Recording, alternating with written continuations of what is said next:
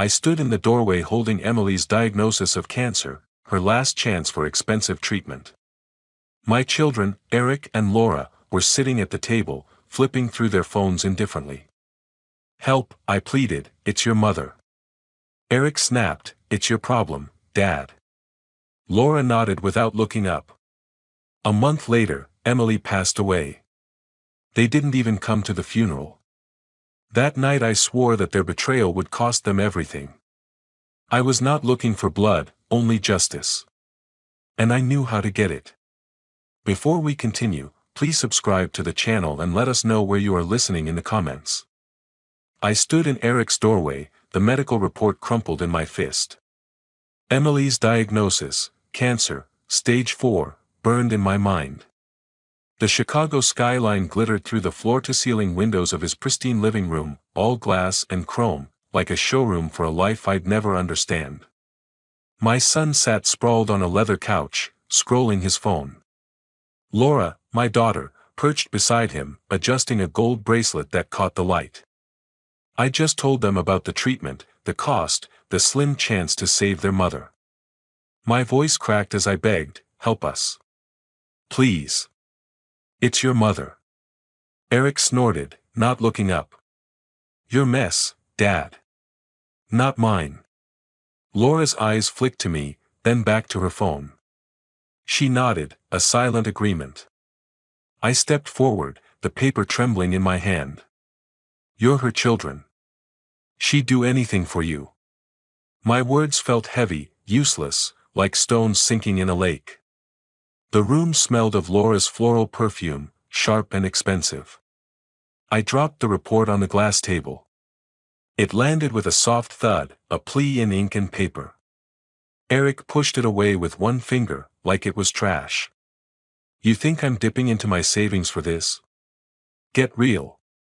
His voice was smooth, practiced, the tone of a man who closed deals and broke promises with the same ease. I turned to Laura, my chest tight. "You haven't said a word. Say something." She stood, gliding to the window, her heels clicking on the hardwood. "We can't afford it, Dad. You know that." Her voice was soft, but it cut deeper than Eric's sneer. She didn't even look at me. I'd paid for their colleges, their cars, their vacations. I'd worked overtime, skipped vacations, built their futures while Emily cheered them on. And now? They sat here, in this sterile palace, acting like we were strangers. My hands shook. "I gave you everything," I said, my voice rising. "And you can't even." "Enough." Eric stood, towering over me, his suit impeccable. "You made your choices. Don't guilt us into fixing them."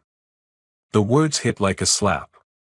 I wanted to scream, to shake them, to make them see Emily's face when she heard the diagnosis. But their eyes, cold, distant, told me I'd already lost. I grabbed the report, its edges biting into my palm. It was all I had left of her in this moment, this thin sheet of paper that carried her fate. I moved toward the door, my legs heavy. The room felt smaller, the air thicker. I stopped, hand on the knob, and glanced back. Eric was already back on his phone. Laura stared out the window, her reflection sharp against the night. I wanted to say something, anything, to break their indifference. But no words came. The door clicked shut behind me, the sound sharp in the quiet hall. I stood there, alone, the report still in my hand. Their betrayal wasn't just a wound, it was a promise. They'd feel this pain, somehow. I didn't know how yet, but I'd make sure of it. The engine hummed as I sat in my old sedan outside Eric's building. The medical report lay on the passenger seat, its creases catching the streetlight's glow. My hands gripped the steering wheel, knuckles pale. Eric's words echoed, "Your mess, Dad," and Laura's silence stung worse. The Chicago night pressed against the windows, cold and unyielding, like the truth I couldn't escape: my children had abandoned us. Emily was dying, and I was alone in this fight. But I'd fight anyway.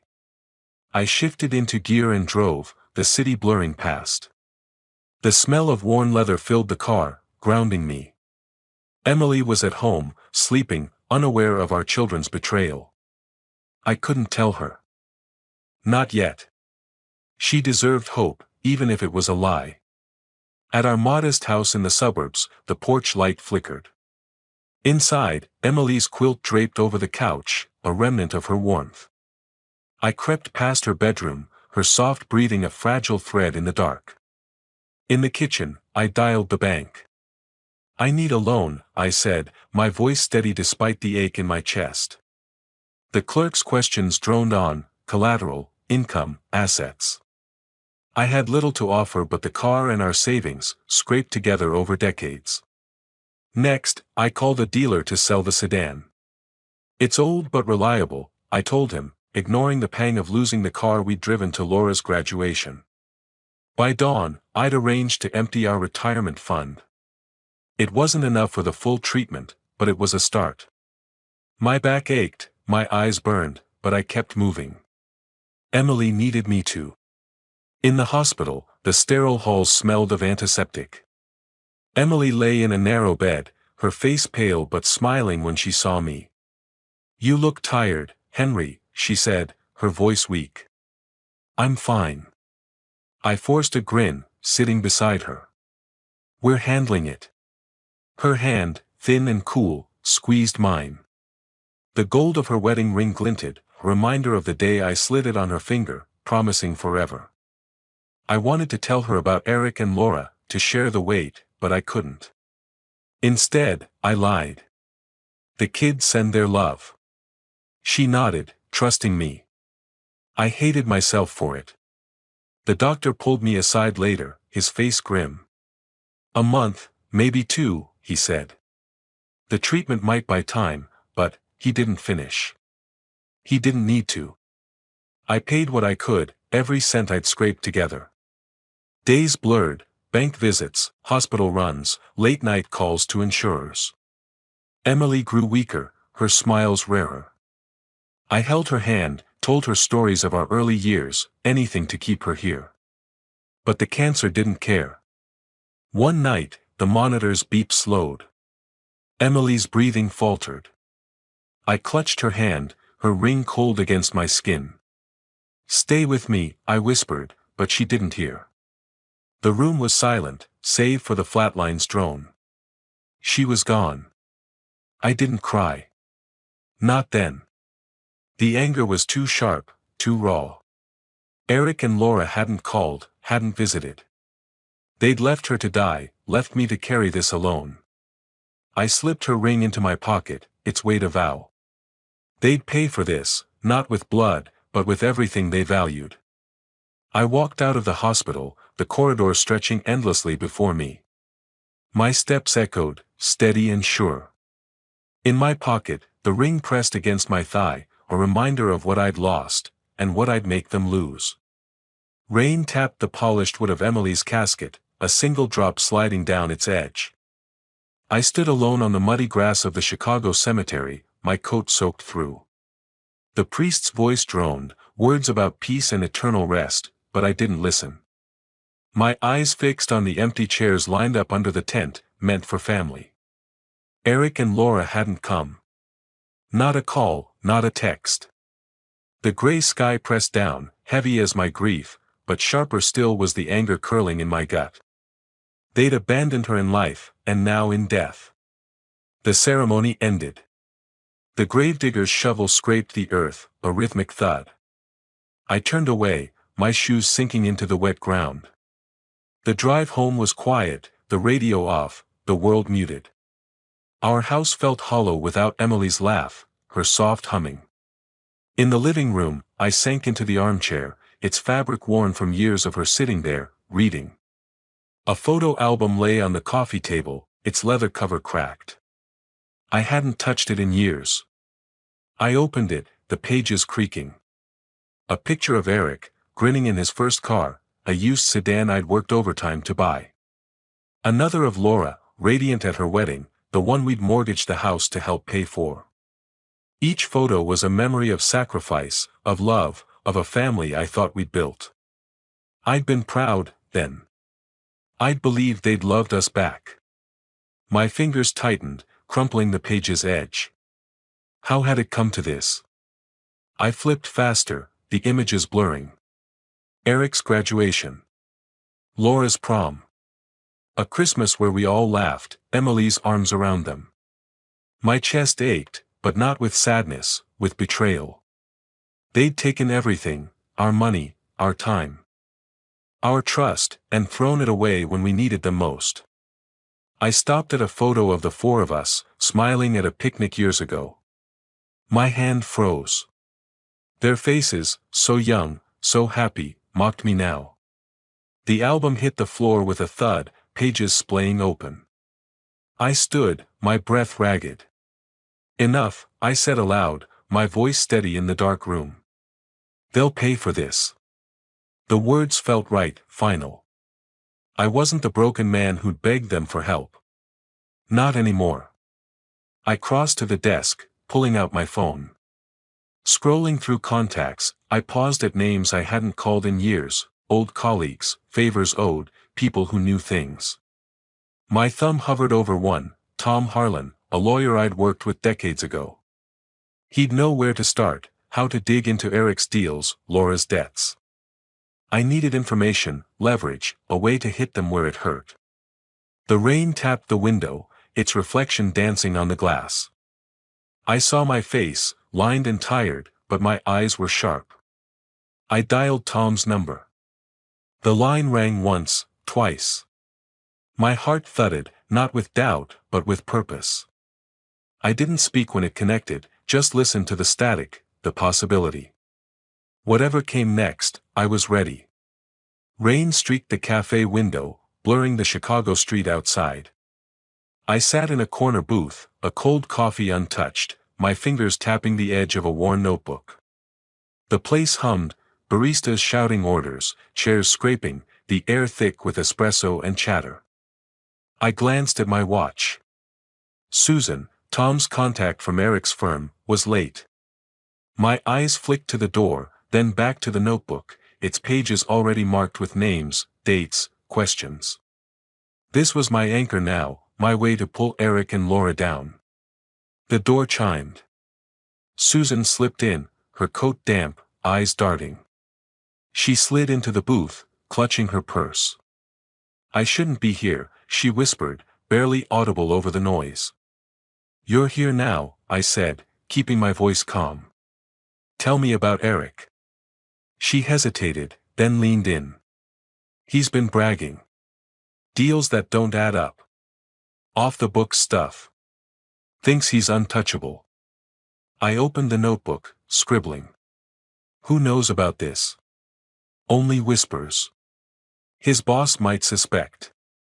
Her fingers twisted a napkin. If it leaks, he's done. I nodded, my pen steady. Reputation was Eric's currency, lose it, and he'd crumble. Anything else? She glanced away. He's been careless. Emails, calls. I've seen some. I pressed her, gentle but firm, until she gave me names, dates, a trail to follow. When she left, hurrying into the rain, I felt a spark. Not joy, but purpose. Next, I drove to Ron's office, a cramped space downtown stacked with files. Ron, my old lawyer friend, leaned back in his chair, tie loose. Eric's in deep, he said, tossing a folder across the desk. Shady investments. If the feds sniff around, he's toast. And Laura? I asked, flipping the notebook open. Ron smirked. 5 credit cards, 2 missed payments. She's living a lie, Instagram parties, designer bags, but she's drowning. I remembered Laura, years back, begging for a loan for some business. I'd given it, no questions. Now, her debts were my leverage. Can we use this? I asked.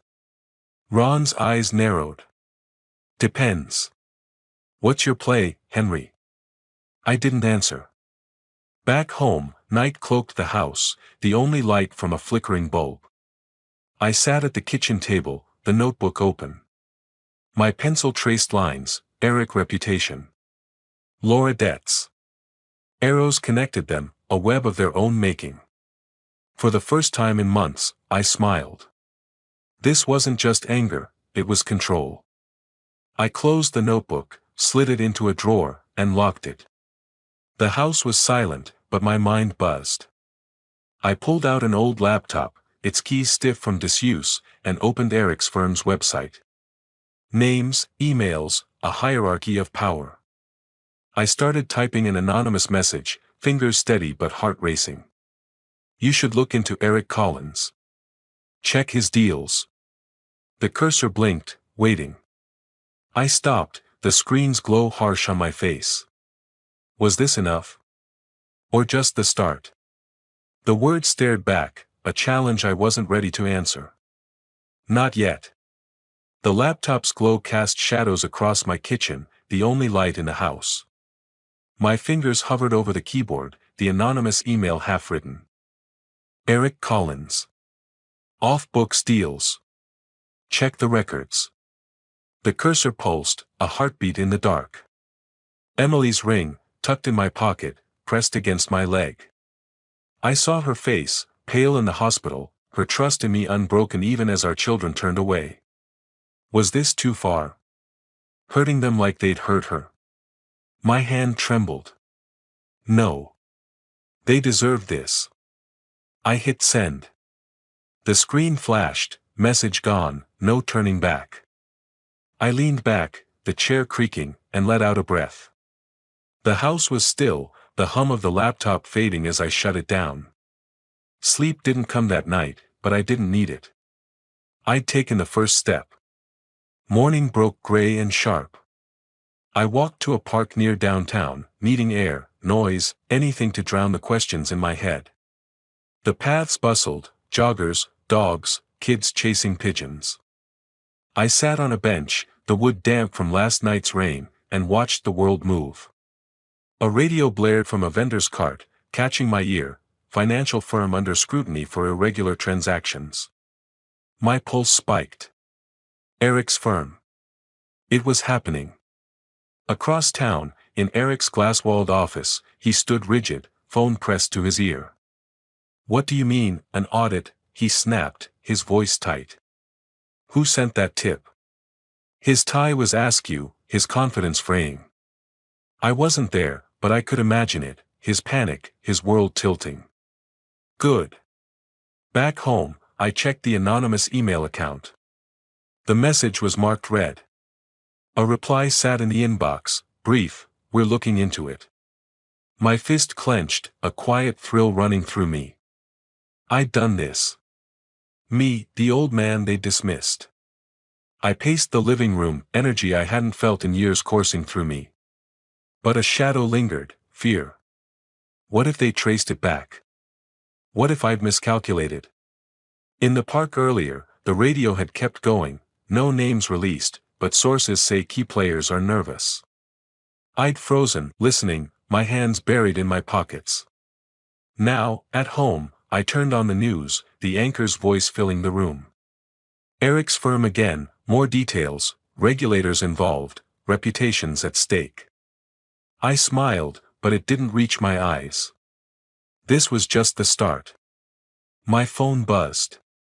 A text from Ron, Eric's freaking out. What did you do? I stared at the screen, my thumb hovering. No reply. Instead, I pulled out the notebook, its pages creased from use. I flipped to Laura's name, drew a new arrow, debts. Exposure. Eric was reeling, but Laura was next. She'd built her life on appearances, time to tear them down. I set the pen down, the notebook's pages rustling as I closed it. The sound lingered, sharp in the quiet, a promise of what was coming.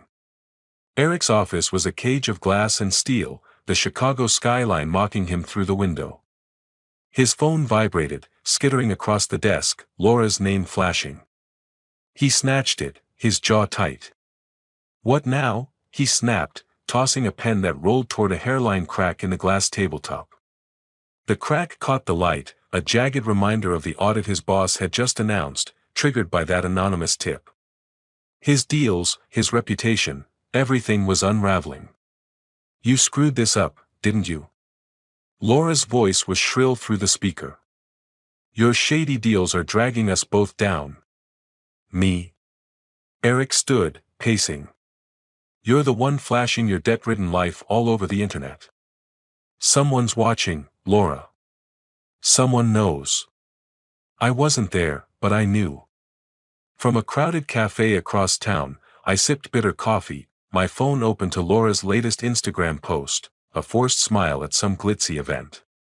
The caption screamed confidence, but I saw the cracks. Ron had called earlier, his voice low. "They're at each other's throats, Henry. Eric's paranoid, Laura's a mess." I jotted in my notebook, "Eric, panic. Laura, facade crumbling." The pen scratched, steadying my pulse. In Laura's apartment, the air was thick with her perfume, but the room was chaos, dresses strewn across the couch, wine glasses unwashed. She slammed the door, checking the locks twice. "If you hadn't been so careless," she hissed at Eric, who'd stormed over, "we wouldn't be in this mess." "Careless?" He tore a page from a notepad, crumpling it. "You're bleeding money, Laura. This is on you." Their voices clashed, a symphony of blame. I didn't need to hear it to know they were fracturing, just as I'd planned. Years ago, they'd fought like this, over toys, attention, and I'd stepped in, soothing, fixing. I'd believed in them. Now, I watched from afar, their betrayal fueling me. Emily's ring pressed against my thigh, a cold weight in my pocket. At the cafe, the clatter of dishes and chatter enveloped me. I scrolled through their profiles, noting Laura's frantic posts, Eric's sudden silence. They suspected a traitor but never me, the old man they dismissed. My coffee grew cold. I dialed Ron. "What's the latest?" I asked, keeping my voice even. "They're imploding," he said, chuckling. "Laura's dodging calls. Eric's yelling at his staff. You got them good." I smiled, but it was sharp, not warm. I remembered their laughter, their small hands in mine. Could I have stopped this back then? No. They'd chosen this path. I wrote another note, "Laura, creditors. Push harder." The cafe's noise faded as I focused, the plan taking shape. Outside, I stepped into the evening air, the city's pulse quickening. A shop window caught my eye, its glass marred by a thin crack, like the one in Eric's office, like the fault lines in their lives. I pulled out my notebook, drew an arrow to Laura's name, and whispered, "Your turn." My steps echoed on the pavement, deliberate, leading me forward. Rain slicked my coat as I pushed through the revolving door of Ron's office, the sound of my steps on the pavement still ringing in my ears. The room smelled of stale cigarettes and coffee, papers stacked haphazardly on the desk. A brass clock ticked on the shelf, its rhythm relentless, counting down the hours my children had left. Ron slid a folder toward me, his tie loose. "Laura's drowning," he said. 3 missed payments, creditors circling. Eric's firm. They're digging deeper. He's one mistake from a free fall. I flipped through the documents, numbers blurring, Laura's debts, a second mortgage, designer purchases she couldn't afford. "Can we use this?" I asked, my pen poised over my notebook. Ron leaned back, smirking. "If you want her humiliated, yeah. Tip off the creditors anonymously. They'll swarm." I nodded, the clocks ticked louder now. Time was slipping, but I held the reins. At the Chicago Public Library, the air was heavy with the scent of old books. I sat at a worn table, surrounded by shelves, searching legal databases for leverage. My fingers flew across the laptop, pulling up articles on debt collection, bankruptcy laws. A librarian passed, her cart squeaking. "Need help?" she asked. "Books on financial disputes," I said, not looking up. She pointed me to a stack, and I dove in, jotting notes, anonymous complaint. Creditor pressure. Public shame. Laura's life was a house of cards, and I'd blow it down. Back home, night cloaked the house, the clock's tick now a faint echo from the living room. Emily's clock, the one she'd wound every Sunday, its hands steady where mine weren't. I sat at the kitchen table, a blank page before me. Could I do this? Turn Laura's world to ash, as she'd done to us. I saw her at 5, paint on her cheeks, giggling as she drew with Emily. My throat tightened. Was this what Emily would want? I shook it off.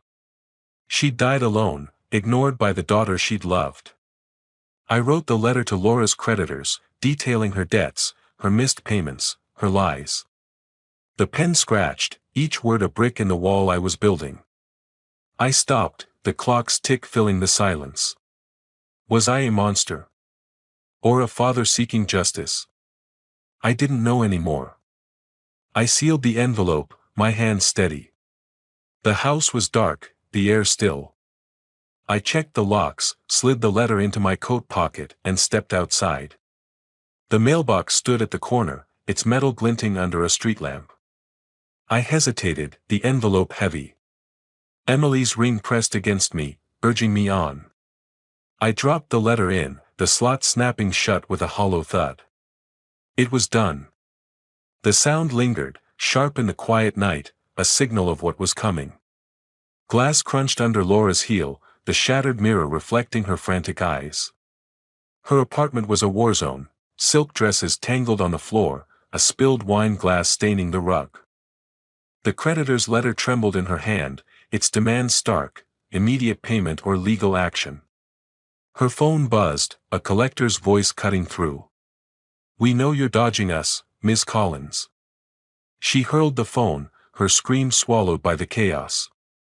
The broken mirror gaped, a jagged wound in her perfect world. Across town, Eric's office was no better. Papers littered his desk, his tie discarded.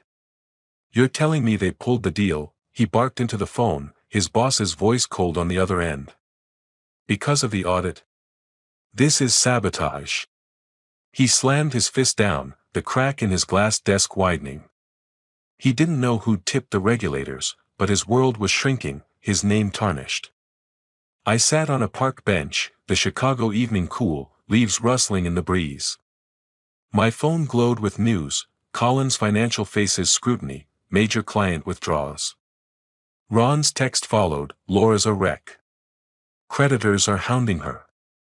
I leaned back, the wood creaking under me. Their pain was my doing, and it felt right, sharp, clean, like a blade finding its mark. Emily's absence fueled me, her ring a weight in my pocket, a reminder of why I'd started this. I remembered their silence, their ignored calls as Emily faded. They'd left her to die, left me to grieve alone. Now, they'd taste that isolation. In the park, I spotted Laura from a distance, her sunglasses oversized, her steps unsteady. She passed without seeing me, her facade crumbling like the mirror in her apartment. I almost pitied her. Almost. My notebook lay open, its pages marked with their downfall. Eric's lost contract, Laura's public shame, they were bleeding, just as I'd planned. But a shadow lingered. Had I gone too far? The thought gnawed, but I pushed it down. Justice wasn't gentle. I stood, the park's calm at odds with the storm I'd unleashed, and started home. My phone rang as I reached the porch. Eric's name flashed, a jolt through me. "Dad," he said, his voice raw, broken. "We need to talk." I froze, the receiver cold against my ear. He sounded desperate, not defiant. Was this a trick? Or a crack I could exploit? I said nothing, my breath steady. I hung up, the click of the phone sharp in the quiet house. Whatever he wanted, I'd face it on my terms. The phone's click still echoed in my ears, Eric's broken voice cut off mid-plea. I sat in the dim living room, the silence thick, broken only by the faint creak of the house settling. Emily's ring lay on the coffee table, its gold catching the lamplight. I traced its curve, her last words whispering in my mind, "Take care of them, Henry." Had I failed her by destroying them? The thought stung, but their betrayal stung deeper. A sharp knock at the door jolted me upright. I opened it to find Eric and Laura on the porch, shadows under their eyes, their usual polish gone. Eric's suit was wrinkled, Laura's scarf askew, her mascara smudged. "Dad," Eric started, his voice hoarse, "I lost my job. The firm, they fired me." Laura's voice cracked. "They're taking my apartment. The debts. I can't pay." She stepped closer, wringing her hands. "We're sorry, Dad. For everything. For Mom." I stood still, the rings weighed in my memory. Their faces, desperate now, were the same ones that ignored Emily's calls, her funeral.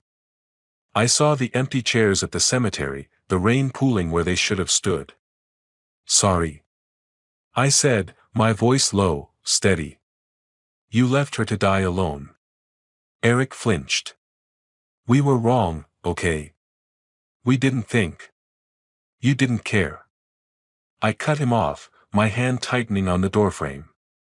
Laura sobbed, reaching for me, but I stepped back. "You begged for my help once. I gave it. Every time. And when I needed you, you turned away." "Dad, please," Laura whispered, tears streaking her face. "We're family." The word burned. Family. I'd believed in it once. I shut the door, their voices muffled as it clicked. My chest ached, but I didn't waver. They'd feel the pain they dealt, every ounce of it. Later, in a bustling downtown cafe, the clink of cups and hum of voices surrounded me. Ron slid into the booth, a folder in hand. "You've got them on their knees," he said, grinning. "But we can go further. A lawsuit. Demand repayment for everything you spent, college. Cars, Laura's wedding. It's legal, and it'll crush them." I sipped my coffee, the bitterness grounding me. The ring pressed against my thigh, Emily's voice urging me on. "Do it," I said, signing the papers Ron pushed over. "They need to understand."